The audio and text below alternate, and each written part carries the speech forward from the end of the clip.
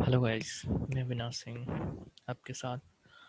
आज हम पढ़ेंगे आरसीसी कॉलम स्पेसिफिकेशंस। ओके, तो ये जो है एसएससी जेई का जो एग्ज़ाम है, व्यापम के एग्ज़ाम है, सब इंजीनियर सिविल और राजस्थान पीएससी, इसके लिए बहुत इम्पोर्टेंट है। और इसके आगे मैं एक और वीडियो अपलोड करूँगा जो कि आपके लिए कॉलम में इससे रिलेटेड ही होगा, जो कि बहुत ही इम्पोर्टेंट रहेगा।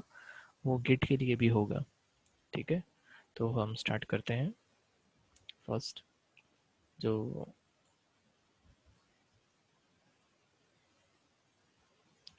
सबसे पहले एक बेसिक आपको समझा देता हूँ कि लोड कैसे ट्रांसफ़र होता है। ये जनरली है, ओके।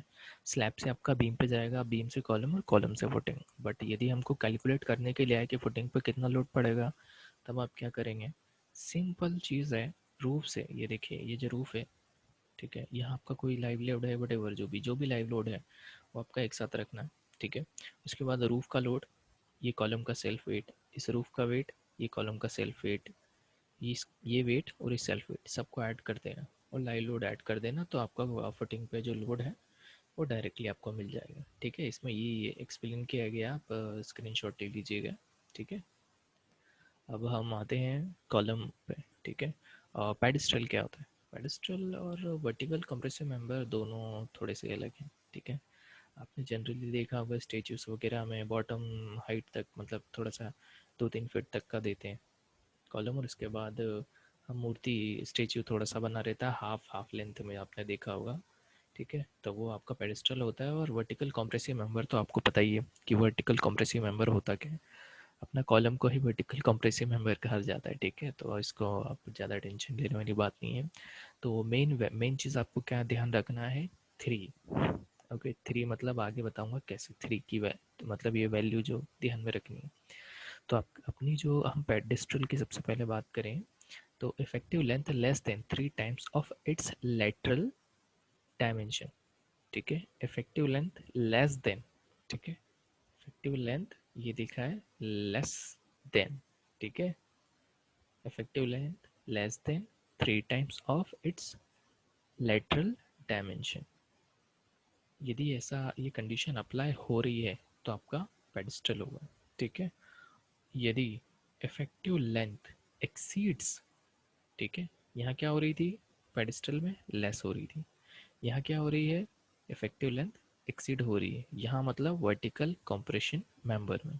ठीक है, कितनी? 3 times of its lateral dimension, same thing, but आपको ये ध्यान रखना है यहाँ पर लेस है और यहाँ पर एक्सीड है। यहाँ पर कम होगी, यहाँ पर एक्सीड कर जाएगी इफेक्टिव लेंथ। ओके, तो फिर आपको आपका यदि एक्सीड कर जाए तो क्या कहलाएगा? वर्टिकल कंप्रेशन मेंबर, मतलब ये आपका क्या होगा?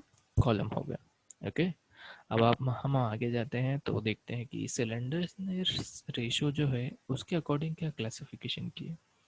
ठीक है, उसके अकॉर्डिंग इसको भी दो पार्ट में डिवाइड किया, एक तो शॉर्ट कॉलम होता है और एक लॉन्ग कॉलम होता है। शॉर्ट कॉलम, लॉन्ग कॉलम, ये इसमें भी कंडीशन होती है जो कि सिलेंडरनेस रेशो से हम फाइंड आउट करते हैं। सिलेंडरनेस रेशो मतलब एल बाय डी का रेशो रहता है।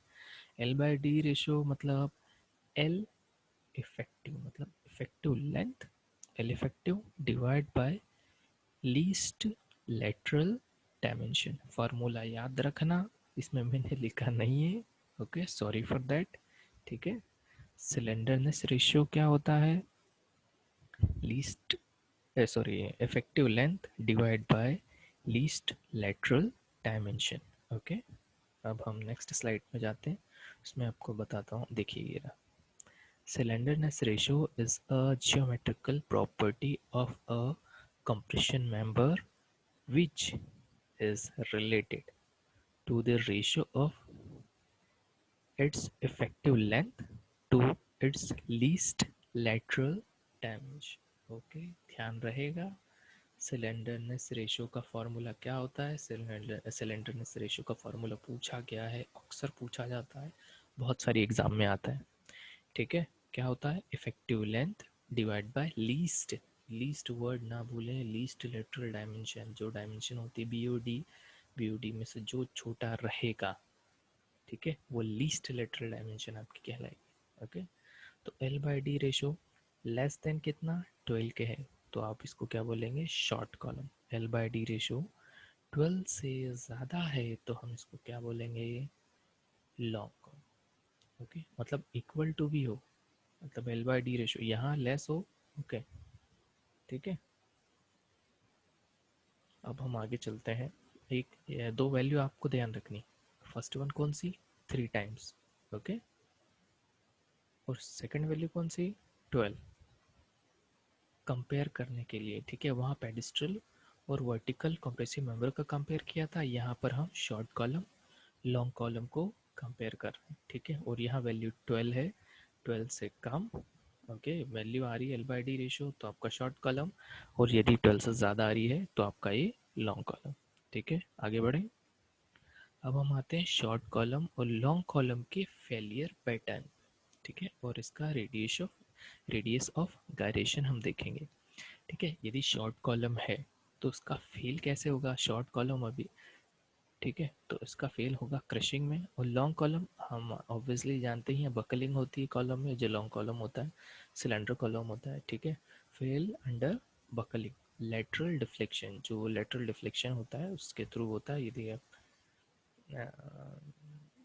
प्रैक्टिकली आपने देखा होगा, आपने सोम का टेस्ट किया होगा, सोम में कॉलम पे हिंज और two end fixed, two end hinge, इस टाइप का है एक, वो हम आगे वाले उसमें देखेंगे वीडियो में, ठीक है। उसके बारे में बताऊंगा डिटेल में, अभी तो हम नॉर्मली इसका कॉलम का स्पेसिफिकेशन समझ रहे हैं, ठीक है। अब यदि, ठीक है, ये तो हो गया आपका फेलियर पैटर्न। फेलियर पैटर्न पे भी क्वेश्चन आता है, शॉर्ट कॉलम कैसे फेल होता है, वो आपको बकल बोल देगा, क्रशिंग बोल देगा, दो तीन चीज़ और आ जाएगी, दो ऑप्शन और आ जाएंगे, तो आपको शॉर्ट कॉलम में सेलेक्ट करना है क्रशिंग, ठीक है। और लॉन्ग कॉलम में क्या सेलेक्ट करना है, बकलिंग। कभी भी कंफ्यूज नहीं होना है, ठीक है। शॉर्ट कॉलम शॉर्ट रहता है,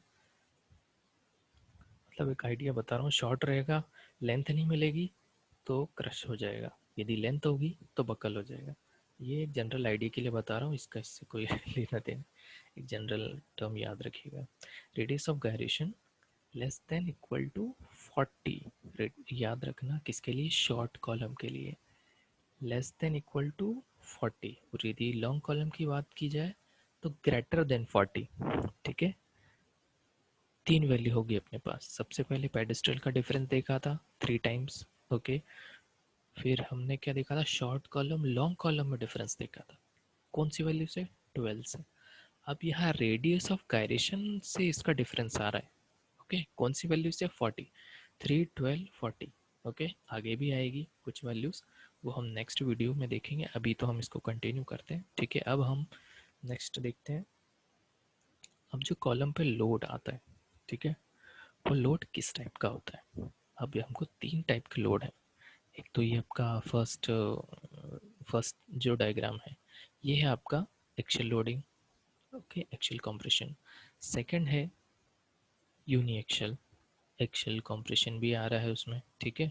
और आपका थर्ड कौन सा है, बाइक्शियल लोडिंग, ठीक है, इसमें भी आपका एक्शियल लोड आता है, ठीक है, मतलब लोड आपका पड़ेगा, ओके। अब इसका, अब ये लिख तो दिया है भैया, यूनी एक्शियल बाइक्शियल, अब ये होता क्या है। अब एक्शियल लोडिंग मतलब आपकी एक्स और वाई दो एक्सिस आपके पास है, इसके सेंटर पे जब लोड अप्लाई होगा तो आपका एक्शियल लोडिंग होगा, ओके। यदि इस, ये जो आपकी एक्स एक्सिस शो हो रही है आपको, दो एक्सिस है एक्स और वाई, ठीक है, इसमें से सिर्फ एक्सिस पे लोड आ रहा है, एक्सिस पे, तो आपकी यूनी एक्शियल लोडिंग होगी, ओके।